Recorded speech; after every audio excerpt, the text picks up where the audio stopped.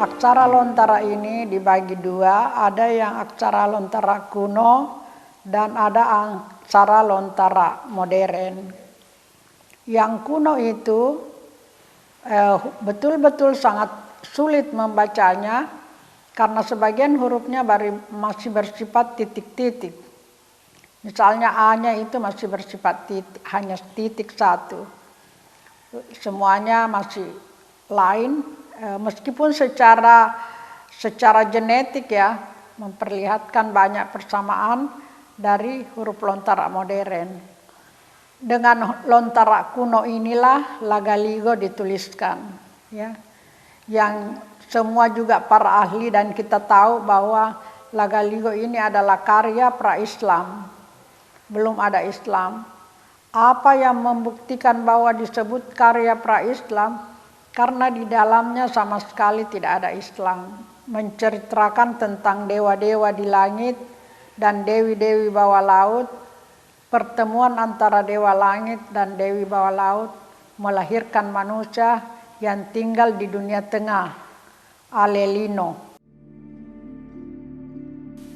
Secara tradisional, aksara Lontara digunakan untuk menulis beberapa bahasa yang digunakan di Sulawesi Selatan.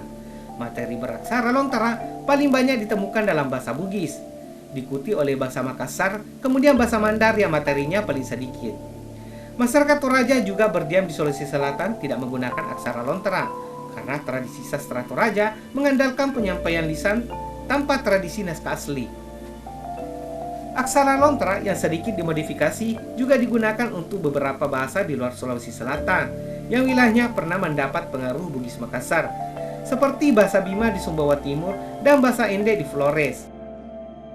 Aksara jangan-jangan ini oleh para ahli dianggap sebagai aksara orang Makassar karena dari ribuan naskah yang kita telah mikrofilm di arsip dan perpustakaan nasional, baik yang ada di Sulawesi Selatan maupun dari koleksi-koleksi perpustakaan dunia, tidak ada satupun aksara jangan-jangan yang berbahasa Bugis.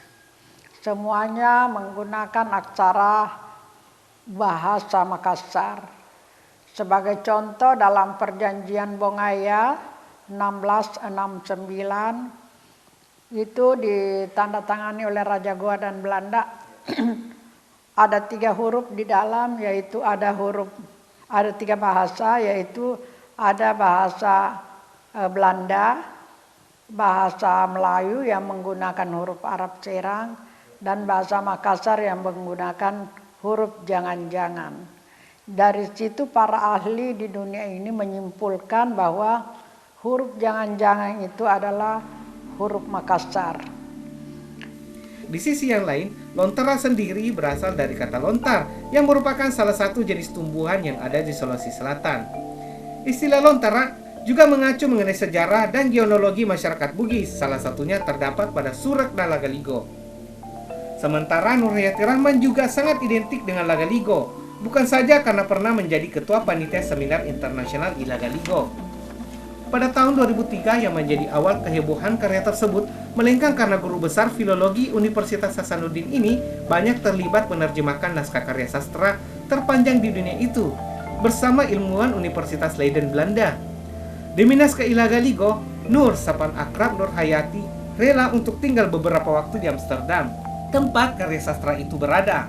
Dan selama berada di kincir angin ini, wanita kelahiran Bone ini menerjemahkan karya monumental tersebut dari bahasa Bugis kuno ke bahasa Indonesia. Edeni JA, ya, puisi esai, puisi yang bercerita. Sebenarnya Lagaligo ini adalah puisi esai, karena dia berbentuk puisi tapi panjang dan mempunyai cerita. Saking panjangnya itulah hingga mencapai 360.000 bait yang menyalip seluruh karya sastra panjang di dunia ini, termasuk Mahabharata dan Ramayana serta sajak-sajak Homerus, Odyssey dari Yunani. Jadi kita harus melihat ini sebagai karya yang sangat luar biasa. karena menurut seorang ahli dari Prancis namanya Levi Strauss, dia penemu teori strukturalisme dalam kebudayaan yang sebenarnya diinspirasi dari teori strukturalisme de Saussure dari Prancis juga, bagaimana melihat bahasa itu sebagai sesuatu yang tertata secara alami. Tapi ternyata menurut Levi Strauss kebudayaan juga begitu. Dia mencoba meneliti kebudayaan Indian di Amerika dan membandingkan aborigin di Australia, ternyata ada motif-motif yang sama. Bagi seorang Levi Strauss, bukan karya itu yang penting, tapi yang paling penting struktur berpikir manusia yang menciptakannya.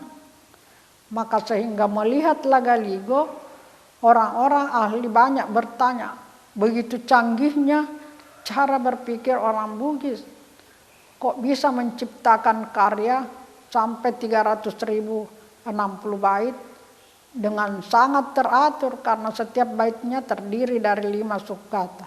Orang Bugis menyebutnya lawal 5-5. Naskah Ilagaligo yang diterjemahkan Nur Hayati berkisah tentang warga suku di Nusantara yang bersaudara dengan leluhur yang sama, yakni Sawerigadi. Menurut Nur, karya orang Bugis yang kuno yang melampaui zamannya karena semua unsur modern tertuang dalam naskah tersebut. Karya itu terdiri atas 360 bait. Tiap bait terdiri atas 5 pasang kalimat. Dengan panjang seperti itu, tak mengherankan kemudian Ilagaligo tercatat sebagai karya sastra terhebat dan terpanjang di dunia, mengalahkan panjangnya naskah Mahabharata dan Ramayana yang baitnya hanya 150.000 bait.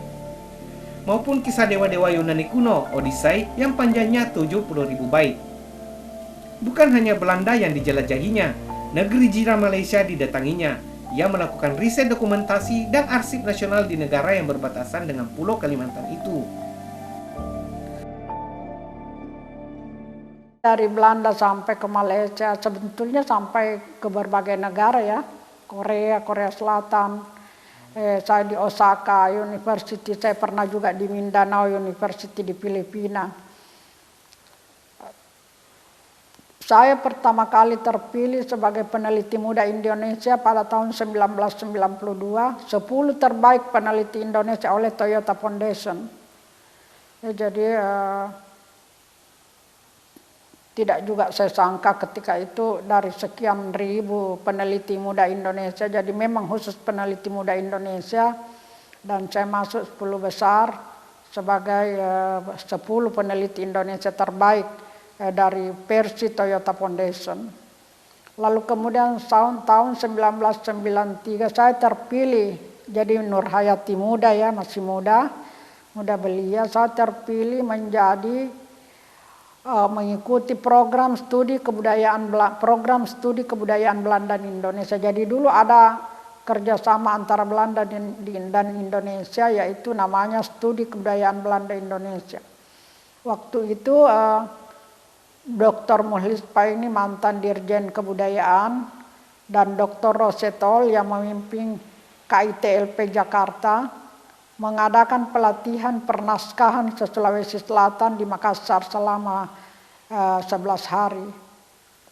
Nah, saya baru menyadari bahwa dari pelatihan itu sebenarnya akan diseleksi 1 orang untuk dikirim ke Belanda dalam rangka program studi kebudayaan Belanda Indonesia. Pada awalnya, banyak pihak yang meragukan langkah Nur Hayati yang mau menerjemahkan Ilagaligo. Hal itu mengingat bahasa Bugis kuno yang akan diterjemahkan begitu rumit, sehingga membutuhkan dana dan daya yang besar. Namun dengan keyakinan ini, ia terus melangkah, sampai akhirnya upayanya pun terwujud. Hingga saat ini, naskah yang sudah diterjemahkan baru 3 jilid. Nantinya karya tersebut akan terdiri dari 12 jilid.